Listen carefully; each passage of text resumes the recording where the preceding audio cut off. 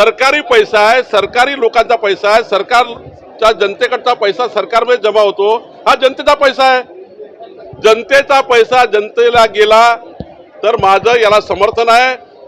मुख्यमंत्री माझी लाडकी बहीण योजना यामध्ये किती पैसा लागला तरी सरकारने मागे पाहू नका। शेतकऱ्यांना मोफत वीज देण्याकरता सरकारने निर्णय घेतलाय, याकरता 10,000 कोटी लागले तरी मागे पाहू नका। गरीब माणसाला अन्न देण्याकरता किती पैसा लागो मागे पाहू नका। 3 सिलेंडरला मोफत देण्यासाठी जेवढा पैसा लागेल तेवढा द्या। गरीब माणसाकरता जे जे लागेल ते सरकारने दिलं पाहिजे। एखादा रस्ता कमी झाला चालेल, पण गरीब माणसाचं जगणं चांगलं झालं पाहिजे, त्याच्या मुलाला शिक्षण भेटलं पाहिजे, लोकांना रोजगार भेटला पाहिजे, याकरता सरकारने काम केलं पाहिजे। तुमच्या घरातलं का चाललं मला सांगा। मुख्यमंत्री माझी लाडकी बहिणी योजनेमध्ये 45,000 कोटी गेले, तर महाविकास आघाडीच्या घरातलं का गेलं? नाना पटोलेच्या घरातलं का चाललं? जयंत पाटलाच्या घरातून काही चाललं का? काही बावनकुळेच्या घरातून काही